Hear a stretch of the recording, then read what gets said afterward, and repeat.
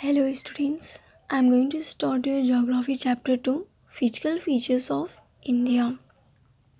Physical features refers to the variations in the landforms available in our country. So in our country in India, we find so many types of landforms such as mountains, plain, plateau, deserts, island, coastal areas, different such types of different landforms we can find in our country, and on the basis of the landform we also find the variations in soils, because soils are totally depend on the rocks material available on a particular area. So which types of landforms available, which types of rocks is available in that area, we also find such types of soil in particular area. Now next point is, here we will discuss about landforms formation. हमारा ये lands की जो different तरीके होते हैं, कहीं पे अचानक स्थान बहुत ऊंचा होता है, कहीं पर काफ़ी गहरा हो जाता है, कहीं पर नॉर्मल रहता है, एक प्लेन होता है। तो ये डिफरेंसेस या ये लैंड फॉर्म्स हमारे किस तरह से बन जाते हैं, सो हम उसके बारे में डिस्कस करते हैं। To explain the formation of landforms, here the one theory that is called as the plate tectonic theory. So according to this plate tectonic theory, our earth crust is made up by the 7 major and some minor plates. इस theory के according सबसे पहला concept दिया गया है कि आपका पूरा अर्थ क्रस्ट प्लेटों से बना हुआ है। So let me try to understand what the meaning of the plates. Plates एक ऐसा बड़ा भूभाग होता है या ऐसा एक बड़ा सा लैंड एरिया होता है जो हमें पूरी तरह से दिखाई देता है कि हाँ, ये चीज़ दूसरी जगहों से, बड़े भूभाग से अलग हुआ हूँ, जैसे Australian plate. So Australian plate it means Australia country, आपका कॉन्टिनेंट। ऑस्ट्रेलिया कॉन्टिनेंट पूरी तरह से एक ऑस्ट्रेलियन प्लेट कहलाती है। सेम वे अफ्रीकन, कि आपका जो अफ्रीका कॉन्टिनेंट्स है वह अपने आप में एक प्लेट्स हैं। In same way our oceans have also plates. So there are total 7 major and some minor plates on our earth crust. Keep moving. First is saying that कि these plates are moving.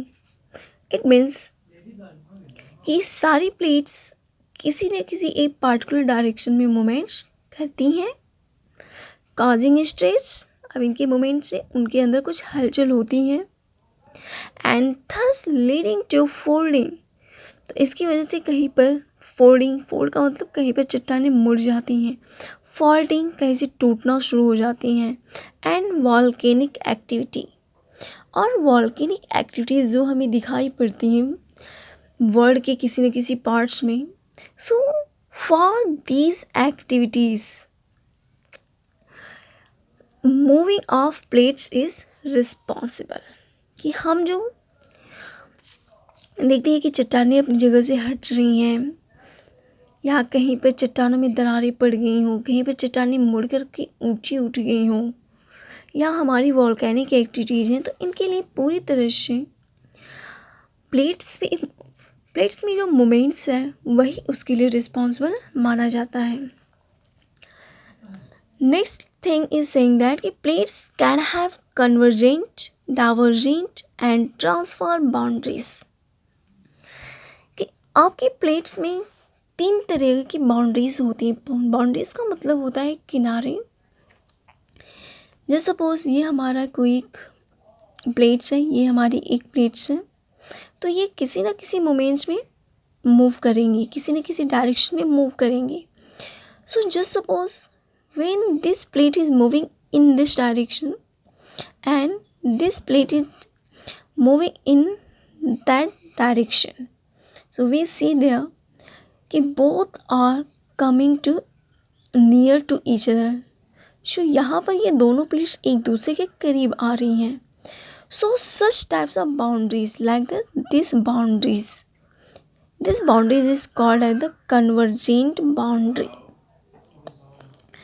but in some cases we find that two plates are moving from each other which are moving far away, like this plate is going this in this direction, this plate will go in this direction, so both are in opposite direction, कि ये हमारे इस direction में जा रही है और ये जस्ट इधर जा रही है। सो जब एक दूसरे से दूर जाती हुई प्लेट्स होती हैं तो उनके बीच की बाउंड्री को डाइवर्जेंस कहते हैं। Transform. In these boundaries we find that plates are moving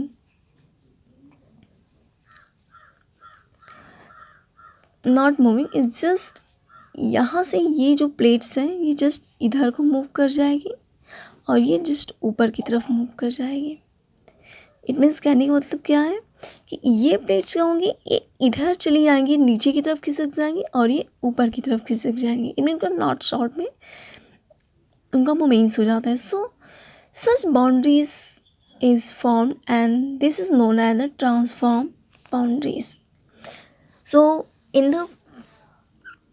in plate tectonic theory we find that earth crust is made up of several plates and these plates have moments in a particular direction, and due to this direction stresses is found on earth crust, as well as we find some folding, faulting and volcanic activities on earth crust due to the moments in the plates. And plates are the three basis boundaries, convergent boundaries, in which when two plates are coming to near, divergent, in divergent two plates are going far away from each other. Third is transform boundaries.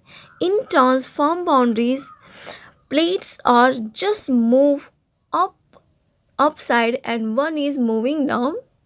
So in this such types of boundaries is called the transform boundaries. Here is one concept regarding to the Indias. India के sense में भी एक theory बनाई गई है, plate tectonic theory से हमारी work करती है और इसका ऐसा मानना है कि ये हमारी एक यूरेशियन, आपकी यूरेशियन प्लेट्स थी जो आपके नॉर्थ में थी और साउथ साइड में हमारी एक गोंडवाना लैंड थी।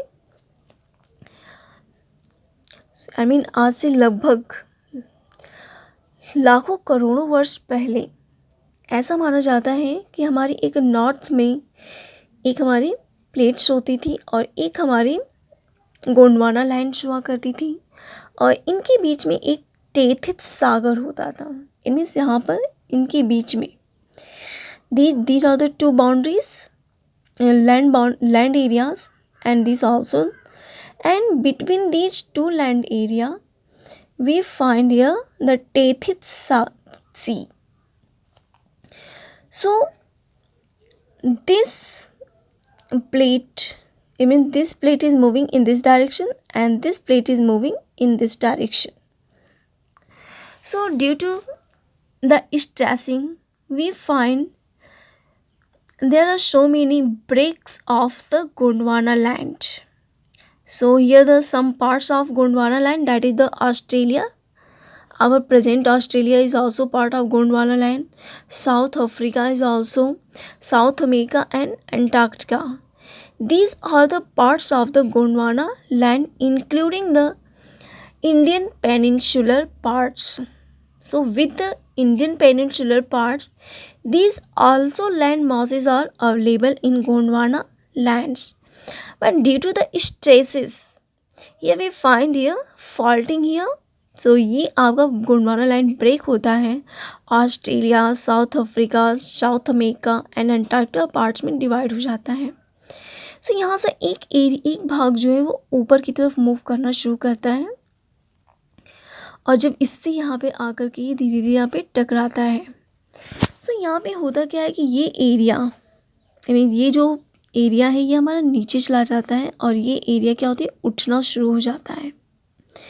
इट मीन्स निश्चित है कि जब कोई भूभाग आपस में जब ये दोनों टकराएंगे तो इसमें जो सॉफ्ट मटेरियल से बनी हुई अगर चट्टान होगी तो क्या होगी वो नीचे की तरफ चली जाएगी और हार्ड मटेरियल जो होंगे वो ऊपर की तरफ उठ जाते हैं.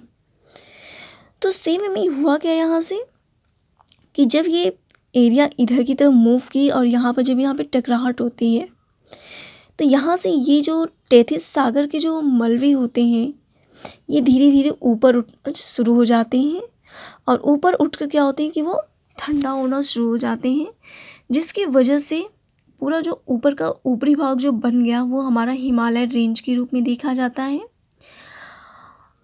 और ये एरिया काफ़ी ज़्यादा ऊपर हो गया और ये बीच का एरिया जो है तो वो थोड़ा सा नीचे धंस जाता है जहाँ पर बहुत सारे मलबे बहुत सारा एक भूभाग ऐसा देखने को मिलता है जो नीचे हो जाता है और फिर बीच में हमारा ये एरिया बहुत ही अच्छे से बन जाता है. तो अब हम देखते हैं कि किस तरह से हुआ कि ये एरिया ये हमारी प्लेट्स है तो इस प्लेट का कुछ भाग क्या होता है ऊपर उठ जाता है और ये एरिया क्या होती है नीचे धंस जाती है और ये एरिया हमारी नॉर्मल रह जाती है. तो कुछ इस तरह का लैंड फॉर्म्स हमको देखने को मिलता है. इनमें से ये हमारा करंट का हिमालय, ये हमारा नॉर्दर्न प्लेन और नॉर्दर्न प्लेन्स के बाद ये हमारा peninsular plateau.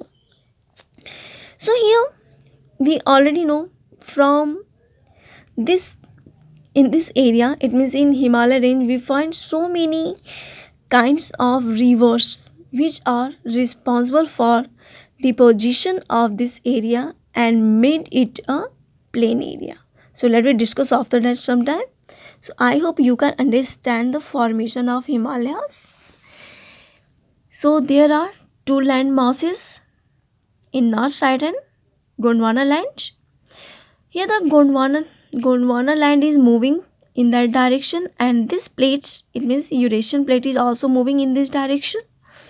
So these two are collides with each other so that this area was lifted up and made the Himalaya range. So it is the formation theory of Himalayas.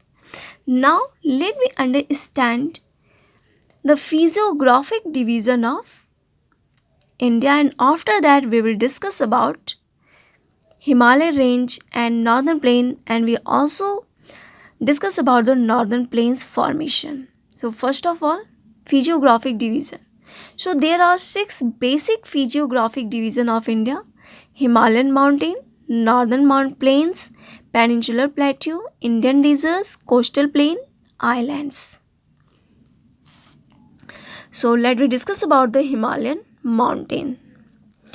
So as we know, Himalayan mountain is available in north of our country and is very useful for us because it is the barrier of the cold winds which protects the country, and it is ancient timing it is the barrier for the invaders who came in India.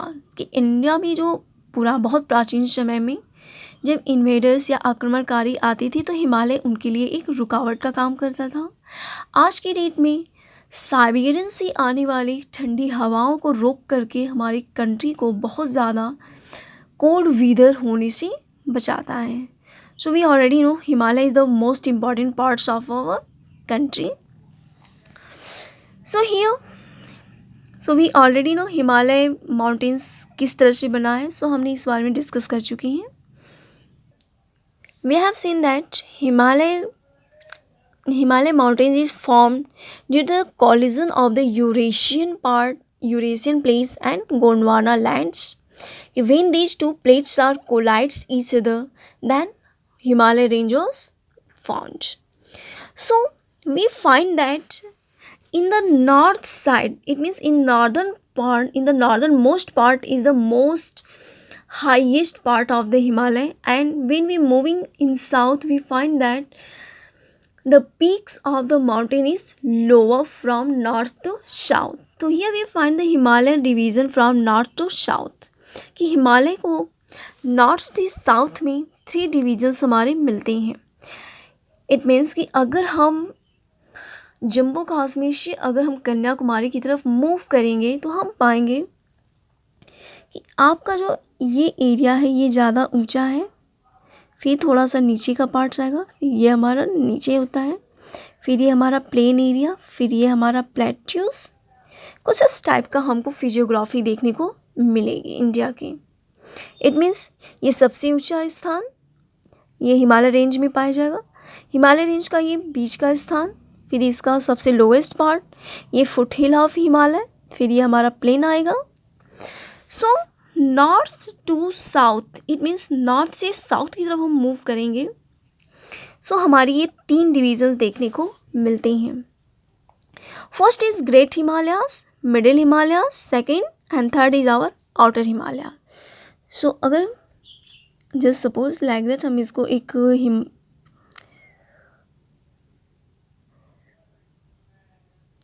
Suppose it is our Himalaya, our country. हम north part को हम देखते हैं, तो इस north part का ये जो सबसे ये एरिया मिलेगा, तो यहाँ पर एरिया हम पाएंगे कि ये जो यहाँ पर जो पीक्स हैं वो सबसे हाईएस्ट पाए जाएंगे. ये चीज़ें हमारी क्या होंगी, यहाँ पर पीक जो मिलेंगी वो थोड़ी सी इसकी तुलना में छोटी होंगी, ये हमारी लोवेस्ट होती हैं. सो कुछ इस तरह का डिवीज़न हम देखेंगे कि हाईएस्ट, फिर lower and after that lowest part, और फिर यहाँ से स्टार्ट होता है हमारा foot hill. So let we try to understand Great Himalayas. It is known as the Himadri Himalaya. Its average height is the 6000 metre and world most highest peak Mount Everest is located in our Great Himalayas. Second is the Middle Himalayas. Average heights 3700 to 4500 meter, and it is also known as the Himachal Himalaya. Third is our Outer Himalayas. Its average height is 900 to 1100 meter and is also called as the Shivalik Himalayas. So these are the 3 basic divisions of the Himalayas from north to south. Here the one more division of Himalayas from west to east. From west to east means like this in these parts. Here the western part, here the eastern part. So in this area it is also divided. How it is divided? So here it is divided by the rivers flowing in that area.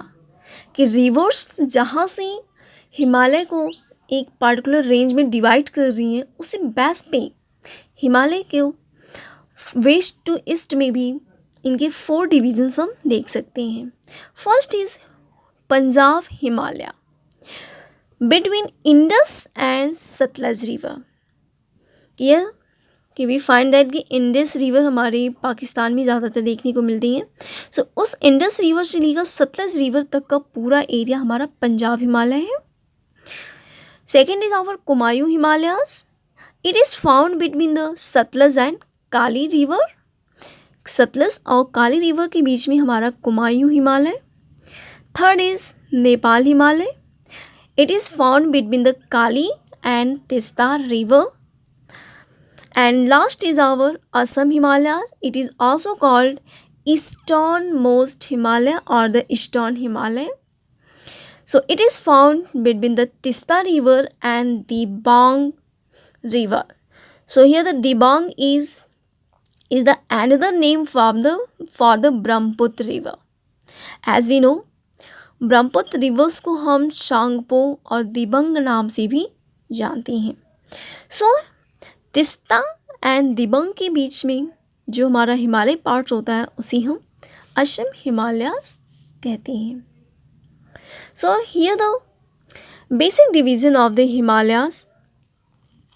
Now next topic which we have to be discussed, that is the northern plains.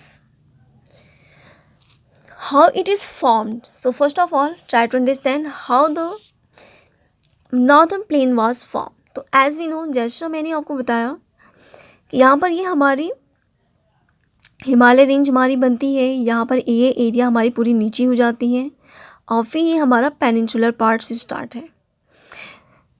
सो यहाँ पर Himalaya reverse से बहुत सारी reverse Himalaya range से निकलती हैं. आपका Indus, Ganga, Brahmaputra and so many others are there.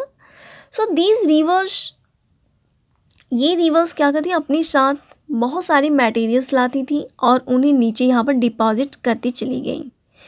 सो हुआ क्या कि आने वाले समय में ये एरिया क्या हुआ, धीरे धीरे उठता हुआ पूरा भरता चला गया और आज की डेट में ये प्लेन एरिया के रूप में कन्वर्ट हो चुका है. इट मीन्स ये क्या है कि टेथिस सागर का ये जो पूरा नीचे का एरिया था, ये हिमालय रेंज से लाई की रिवर्स द्वारा लाई गई डिपॉजिट्स की हुई चीज़ों से ये पूरा एरिया भर गया और ये एक नॉर्दर्न प्लेन का प्लेन बन गया था. तो इसे हम देखेंगे कि ये पार्ट जो होता है ये पेनिनसुलर से थोड़ा नीचे पाया जाता है. सो आज की डेट में भी ये रिवर्स अभी भी इसको क्या कर रही है, इसको फिल करती हुई आगे बढ़ रही हैं. So it is the formation theory of the northern plains. Now let me try to understand northern planes.